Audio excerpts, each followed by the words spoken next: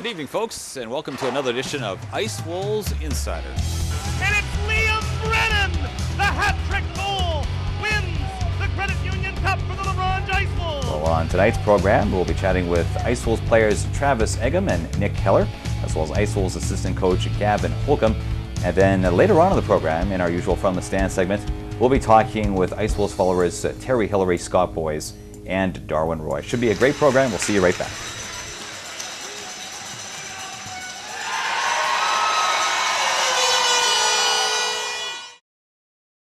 Welcome back to Ice Wolves Insider. Right now we're going to be chatting with Ice Wolves players Travis Egham and Nick Keller. Gentlemen, welcome to the program. Thanks for having us. Yeah, thank you. All right.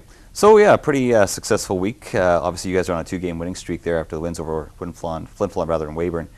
Started the week with a tough loss at home ice to those same Flin Flon Bombers. Let's maybe start there. Give us your thoughts on what happened there, then why you guys picked things up later in the week. I'll start with you there, Travis. So let's take us back to Tuesday's loss there. Well, I think right after Christmas we came back and we didn't really have, I'm not sure if it was motivation or drive or what it was, but we didn't really have the urgency in the game that we needed and that we had all season coming up to that.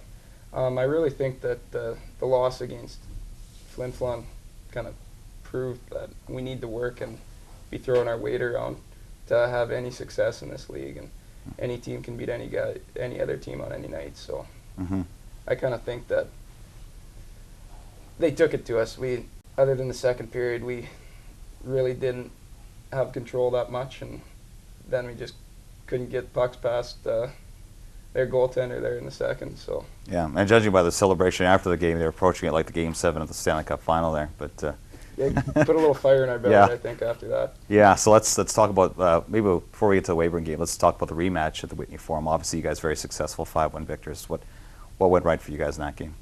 Well, we went out hitting. We tried to get under their skin, but keep our composure. We knew that it'd be a hard-fought game, and we basically just outskated them, outworked them, and out-hit them. And it finally caught up to them, and they started taking penalties, and we took advantage on the power plays. All right. Nick, what did you see in those 2 games against the Bombers? First the loss, then the win. Yeah, definitely with the loss, I think they kind of took it to us, gave us a wake-up call, and it's almost, you don't hope for it, but it's nice to get a loss like that. It brings you back to reality a bit.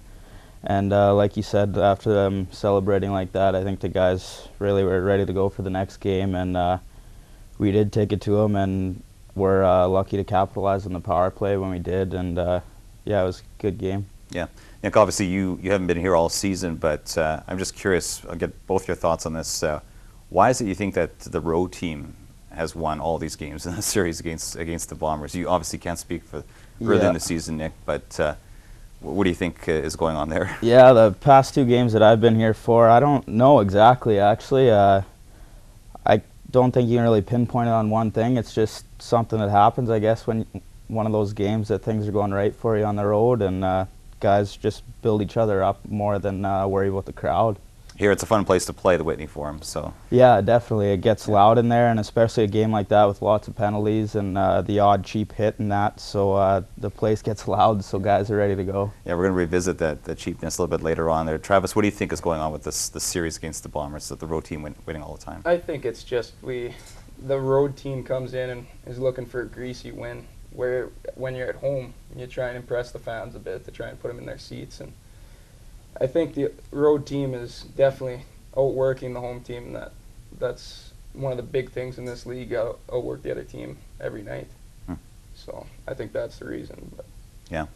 Now, of course, Sunday's win wasn't the only victory you had this week. You also had the 5-2 decision over the Weyburn Red Wings on home ice. I believe it was Friday night, and obviously a memorable game for you there, Travis. Set the franchise record for goals in a season. I'm not sure if you're keeping track of this sort of thing, or maybe it was just something that someone told you afterwards. So what do you feel about that sort of accomplishment there?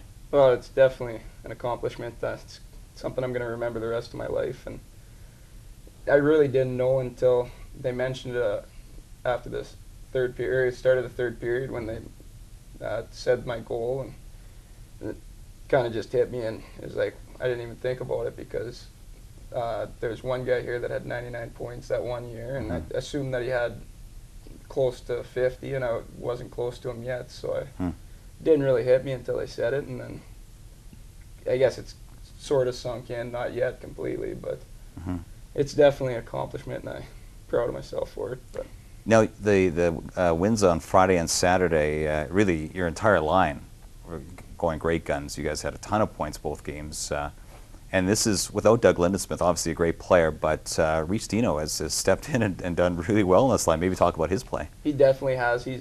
We said right off the bat when he came, we've got to start out working lines. Like, we were trying to rely on our skill too much to beat other lines, and some would say we went into a funk. But with him coming to our line and bringing a little bit of energy and getting us motivated, because now we know somebody else can take our spot anytime. So, not that they couldn't before, but it's just reality kind of check. And he definitely brought some hard work, and he's definitely got a ton of skill. Yeah, beauty goal there against the Red Wings.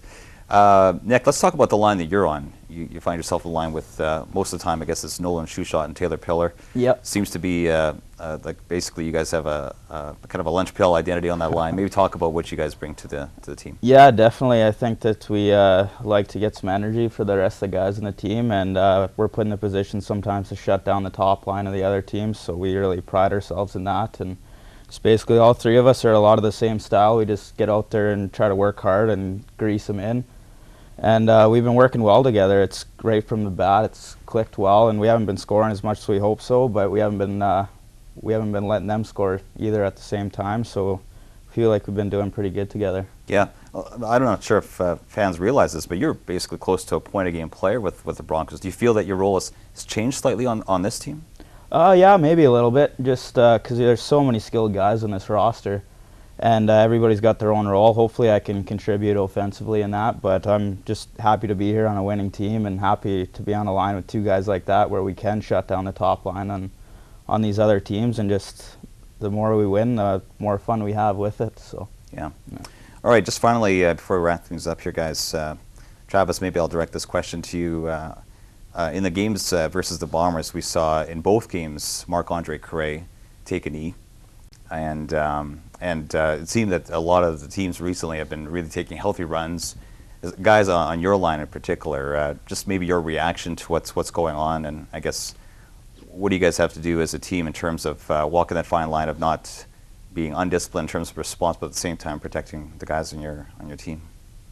It's touchy because Marc-Andre Carré has been known for one or two dives in his career, but you got to watch and make sure that if it is a dirty hit and he is going down, you've got to get in there, protect him, and kind of help him. That's the same thing with Doug. He doesn't go down easy, and I know he won't, or he'll back me up, and so you got to make sure and pay attention to that. But on the other thing, Marc-Andre Carré is so shifty with the puck, and he can undress a guy anytime he wants, and guys are starting to not like that and sticking their knees out as he's going by. But he does dive, but he definitely does have a lot of people after him because he's just the type of player he is. He's so skilled, and he's not a fighter, that's for sure, but he does yap a lot, and he speaks at the bench. So that kind of puts a little price on his head, you'd say. But such flattering words from line. But it's fun playing with him while he does it, because he can draw a penalty and just anything like that. Do you think like some of these plays are really? Is it a case where guys are targeting him that way, or is it a case where because he's so shifty that guys are just reacting? They think they got him lined up, but then at the last minute they don't, and they just stick out their leg at the last minute. There's quite a few of those, I would say. Like even against Flin Flon, that last one when he got that 5-minute knee, he had Mark lined up, and then next thing you know, Mark's on the brakes and he's going the other way, and you're not even thinking about it. You stick your knee out, and it's happened lots to other people, but it's definitely noticeable with him because it happens to him so much because he's so shifty. So you think teams are being a little bit more physical in recent weeks with your line, or is it just something that's been going all season? More just keeping us in check, I'd say. A lot more. They've always got one guy on us. You can hear the coaches yelling at the guys on the ice. They're open. Yeah. Get back. And we don't really have that many 3-on-2s or odd man rushes anymore because of the hard back check and getting close to playoffs. They're not going to let you have that. All right. Well, thanks so much for the insight, guys. Really appreciate that. Thanks for being on the program. Yeah, thanks for having us. All right. If you're just joining us, this is Ice Wolves Insider. We've been chatting with Ice Wolves players Travis Egham and Nick Keller. We'll be right back with assistant coach Gavin Holcomb.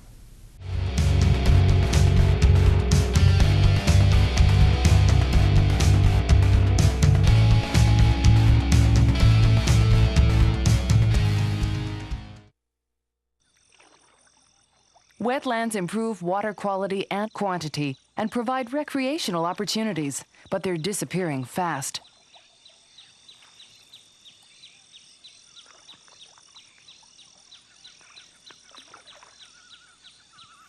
We're doing something about it. Become a member today and help conserve Canada's wetlands. Ducks Unlimited Canada, active by nature.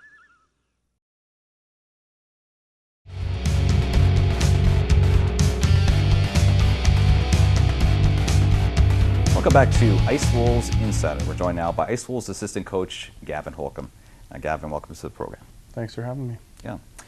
Okay, well, let's start with, I guess, the week that was. We'll begin with Tuesday night's, 4-1 setback to the Flin Flon Bombers. Obviously not the way you want to start the week. Talking to the guys earlier, they seemed to indicate that, hey, maybe this was a bit of a necessary wake-up call on home ice. How did you see that game there? Yeah, it was real good that way. You know, you never want to lose games, but sometimes, you know, games like that, you learn a lot more than if you would have won 4-1. You know, so I thought we learned quite a bit from that going into the next game. You know, we did put a lot of shots on them. We had a lot of chances. Their goalie played really well too. So you think that was just the difference, that perhaps Musico was, you know, standing on his head that game, or was there other things as well that factored in? Yeah, you know, we need to keep tightening up our game, and it was a good hockey game all around, and you know, they capitalized on some chances and we didn't. Friday nights versus the Weyburn Red Wings, you guys obviously responded in a big way. Your top line in particular was outstanding, especially with obviously the points they put on the board there. A 5-2 win. What did you see as the keys to that win there? Well, we got a good practice in a couple practices in between those two games and worked on some stuff. So we were pretty happy with what we saw against Weyburn. We got up early and would have been nice to stay up, but we kind of let them back in the game. But everybody stayed pretty composed, and we kept plugging away, and I really liked how we finished that game. Yeah, you had to be really impressed with the fact that, first off, Weyburn's a quality team, obviously, and the shots were basically even. I think you guys had the slight edge, perhaps, and yeah, they do battle back, but then you guys just stem the tide there and come back with 3 goals. You had to be really impressed with how you finished that game. Yeah, we were. The second half, I just thought we kept it pretty simple and started to play a little bit of playoff hockey and weren't turning as many pucks over and just sticking to our system, and the guys really focused in and it paid off. All right. Then, of course, Sunday's victory at the Whitney Forum. Get some revenge there against the Bombers, a 5-1 victory. You know, obviously you guys have been missing a few key guys, but still were able to outscore them by 4 goals there. Maybe talk about the effort there in Flin Flon. Oh, it was a great effort. That's a tough rink to get 2 points out of, and you know, both teams ran into a bit of penalty trouble. We were able to go ahead on a 5-on-3 power play. It was really important to score on that. You know, if they kill off a 5-on-3, that's a lot of momentum going their way. But we were able to score on that and kind of just go from there. And they lost a bit of composure, and we stayed composed. And I think it's really important, especially in that rink with the atmosphere. So kind of just kept chipping away, and we were really happy with our third period. We just had a very simple, hard-working period. We didn't turn very many pucks over. We played well in the defensive zone, just getting pucks out. We knew we had the lead, and we didn't take any high risks. So we were happy the way we finished that game. Yeah.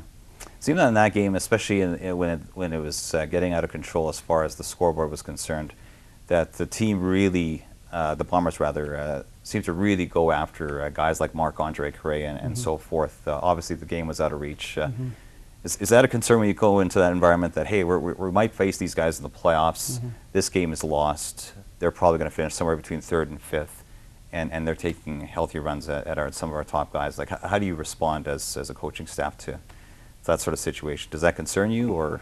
Not so much. We just have to, I guess, take a look at each situation. Like sometimes the situation is different, and got to take. We got a lot of guys that can handle themselves on the team, and it just has to be done at the right time. If we're up, we don't want to let them back in, and at the same time, for them to get a guy like Mark mad is a really good thing for us, because when Mark gets mad, he scores goals and he hits, and he's a better player when he gets mad. So he got pretty fired up, and we were thinking about reining him in, but we kind of just let him go, because then he ended up scoring the go-ahead goal and started playing with a lot of fire. So it was a benefit on our part. Yeah.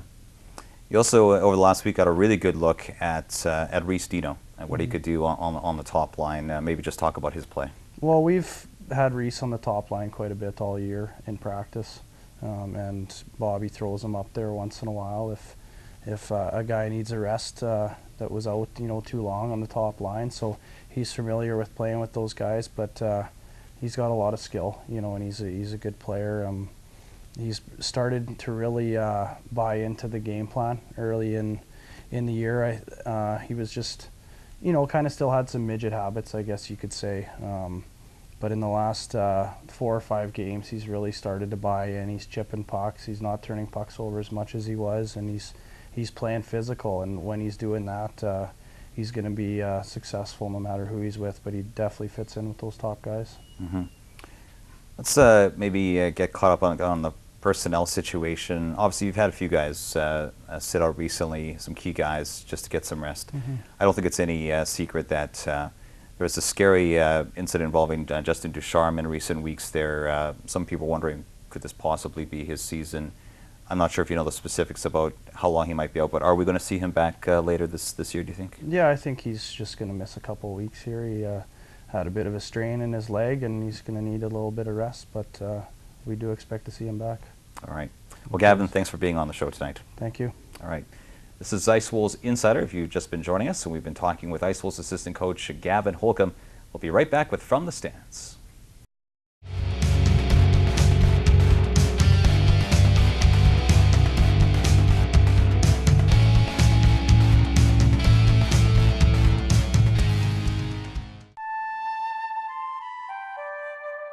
Some people think wetlands are wastelands. Actually, marshes and other wetlands are important ecosystems, home to an amazing diversity of wildlife. Without them, some species would disappear. We would suffer too, since wetlands help purify and control the levels of our water.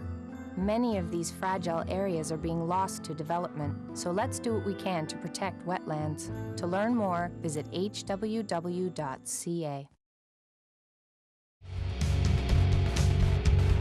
Welcome back to Ice Wolves Insider. It's now time for our usual From the Stand segment where we talk with Ice Wolves followers.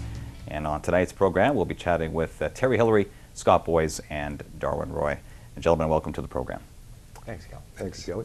All right. Let's talk about the team's recent play the last week, I guess. Obviously started with a 4-1 setback to the Flin Flon Bombers on home ice, then wrapped up with a home ice win over Weyburn, and then a road victory in Flin Flon. I'm not sure how many of these games you guys were able to see, but from what you did see, what are your thoughts on the team's play as of late? I'll start with you there, Darwin. Okay, yeah, I was able to take in the Weyburn game, and I thought for the first 2 periods, as the shots and the score showed, it was pretty even along the way. But when we got to the 3rd period, the Wolves just seemed to have an extra step in every aspect of the game, and it was almost like the ice was tilted Weyburn's way the whole time. Even late into the 3rd period, the puck was always in the Weyburn end. Scott, what did you see last week here? Yeah. Well, that loss to Flin Flon, they just had a horrible start out of the gate, very sluggish, and never recovered from that. Game against Weyburn, they had that fixed. They dominated the 1st period. And Weyburn just managed to capitalize on a few breaks to tie the score going into the 1st intermission. And then heading into Flin Flon, I believe Egum was saying earlier, it's just hard work and enthusiasm and realization that on the road you've really got to go after them. So I think that says that even though the Ice Wolves are deemed to have a great deal of talent up front, there is no substitute for hard work. Terry, the games you saw this week, what did you see there on the ice? Well, I did see the Flin Flon home game and the game against Weyburn. Actually, I thought, you know, sometimes the team kind of plays at the level of the team they're playing, and you know, but saying that, they certainly outshot Flin Flon, you know, quite handily, I thought, in our home game.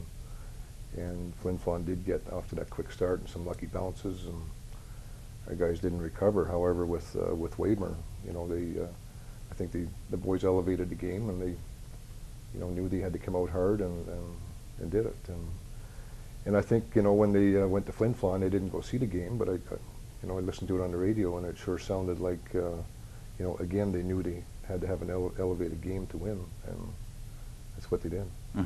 Really seemed to badly outshoot the Bombers in that game. We were talking earlier with some of the players here about this whole phenomenon of this series with the Bombers. There's now 5 games and counting where the road team has prevailed. The home team can't buy a win. What do you think is going on there? I'll start with you there, Darwin. Well, I guess you can only speculate. It could be anything. I have no explanation. It's a strange phenomenon that's happened since, you know, Larange dominated Flin Flon for a long stretch there, but since Reagan came in as coach there, he's been starting to turn things around, and the playing field's been a little bit level. But I think the road team, you know, is going to kick it in an extra notch when push comes to shove there. Scott? Honestly, I got nothing there. These are supposed to be 2 very difficult barns to come and play in, right? Yeah. So if you're ever going to have a home ice advantage, you'd think that these 2 teams would be the ones that could really capitalize on it. You know, just guesswork. Maybe when we're hosting Flin Flon, the guys just simply aren't as mentally sharp and prepared and on edge as they should be. It could be that the rambunctious crowds of the opposing team get the other team going. Maybe that's what gets them geared up. Yeah. Terry, your theory on this? Well, you know what, this year, you know, the Wolves definitely do have a different style. You know, we're more of a finesse team than a bump and grind team. And, you know, our rink is a little bit smaller, and I think maybe roles have reversed a little bit, where Flin Flon is more of that grinding team, and we're finesse, and so when we get on their ice, it's a bigger ice surface, and, you know, our guys have more room to work out there. And you know what, I do think, you know, getting back to what I'd said earlier about, you know, playing at a certain level, you know, to go into Flin Flon and beat them handily, and then when Flin Flon comes here, I think, you know, the mentality maybe is the guys think, well, maybe it's, you know, kind of an easy game coming up, and turns out to be the opposite. Yeah. Now, this past week we saw Marc-Andre Carré on the wrong end of a couple of kneeing penalties, both against the Bombers. Seems that other teams in recent weeks have been taking healthy runs at Carré and others on the team. Should this be a concern for the Ice Wolves and their fans? Your thoughts on that there, Darwin? Yeah, first of all, any injury to any player is always going to be a concern for the hockey club. And as far as the runs on Carré, I think it comes with the territory. He is one of the premier players in all of Junior A, in my opinion, and I think the opposition knows that, and so they're going to try to take him out at any point during the game. Scott, your take on this? Yeah, in a way, it's unfortunate, but that, you know, that contact is going to increase as the races heat up a bit. And obviously, when you see a player like Carré, and if you think you've got a shot at him, any shot at him, you're going to be a little more tempted to really nail him and show that so-and-so that he's not quite as hot as everybody says he is. But part of it is just hockey, and sometimes, you know, guys are going to reach a little too far for those hits. And when that happens, I've got no problem with somebody else from the Ice Wolves saying there's a price to pay. Terry, your thoughts on what we've been seeing recently here? Yeah, well, I mean, obviously, you know, teams are going to be keen on that big line. You know, they've been scoring, you know, 3-4 goals a game, and obviously the opposition coaches are I'm sure, are telling their players, you know, you got to hit those guys every chance you get. And I would hate to think that guys are going out deliberately trying to injure, but just with that, I think, mentality of thinking that, you know, hit them no matter what, then, you know, there's probably some dirty shots coming there that shouldn't be. But And if you're going to try and defend against Carre, what, you're not going to poke check them, you're not going to outskate them, you're not going to out finesse them. So what's left? You got to get a piece of them. Now the Bombers, they're in an interesting race here in the Bauer Conference. I think they're still in 5th as we speak, but they're pretty close to 3rd place still. They still have a shot at finishing the top 3, which is obviously a coveted playoff position. You got the Humboldt Broncos, who are right now in 3rd, Battleford's North Stars in 4th. In the case of the North Stars and the Bombers, I'm sure at the start of the year they thought they'd be much higher in the standings than they are now. It's a pretty close race. Which team of those 3 do you see coming out of that and finishing in the top 3 there? I'll start with you there, Darwin. Okay. In my opinion, I think I'm going to count out Flin Flon right away, and I'm going to put it between Humboldt and Battleford, and I choose Humboldt because there's a game within a game there where they're already starting to audition for next year's RBC. And they're going to play with a little bit more heart all the way to the end, no giving up. And with Battleford, I think they have a little bit more depth than the other 2, and if they put it together, Battleford can make a run also. Scott? I'm going to turn that exactly upside down. All right. No, I think Humboldt is going to ease off the pedal as the season goes on. And I can't bring myself to give the North Stars any credit whatsoever, so I'm left with the Bombers. That's why we have you on the show. So you think Flin Flon's going to do it? Yeah. All right. And Terry, who do you see of those 3 teams finishing 3rd? you know what? It's I really think it comes down to goaltending. You know, I think all 3 teams have really good goaltending, and I think whichever team, you know, plays the hardest and works the hardest and gets that good solid goaltending can finish 3rd. So I really think all 3 of those teams have a legitimate shot, and to pick one. Yeah, I'm going to force you, by the way. Okay, so let's see, Scott, you got Flin Flon. I went with Flin Flon. I went with Battleford. You went with Battleford, so I guess I'll take Humboldt. All right. Yeah. Good stuff. Yeah, it almost went 3-2-1. Yeah. All right, Terry, as president of the team, I did also want you to weigh in, just kind of in closing here, on what the team is going to be doing starting this week, but also in the coming weeks, in terms of reaching out to the northern communities with these hockey schools. Maybe kind of tell us what the team's up to here. Okay, well, basically, you know, through the support of Arriva and Cameco, they've you know, coordinated with 3 northern communities to bring the team in, or a good portion of the team, to go in and visit some communities and run some hockey schools. And I think it's a really good experience for the kids. You know, you're bringing up role models, and I just think it's great that these companies are bringing them in. I know we're in Pachinak on the 25th, and I believe we're in Black Lake on the February the 10th, and Montreal Lake on February the 11th. So it's I think and it's also great for our guys to get out there in these communities and, you know, just see what hockey's like in smaller areas. And yeah. Darwin, as a Cameco representative, I imagine you're somehow involved in this. It seems like your fingerprints would be involved in this. Maybe talk about, I'll let you speak for Cameco in terms of why your company's involved in this sort of thing. Okay, sure. Yeah, Cameco is always looking to partner up with organizations to reach out to those northern Saskatchewan communities that, you know, don't have the opportunities as we have in larger centers, even as a larger center that La Ronge is.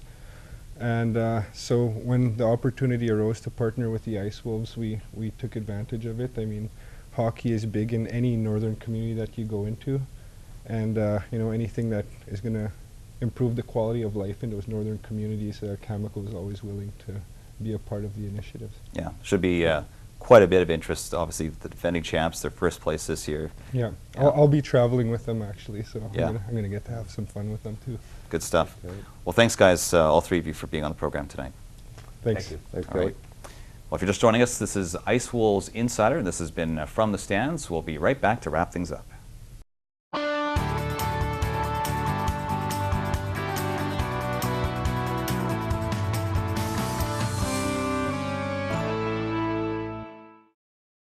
Well, that's all the time we have for this evening's edition of Ice Wolves Insider. I want to thank our special guests this evening. That would be Ice Wolves assistant coach Gavin Holcomb, as well as Ice Wolves players Travis Egham and Nick Keller, and of course our fans in From the Stands, Terry Hillary, Scott Boys, and Darwin Roy. Well, again, that's all we have for you this week. We'll see you next week.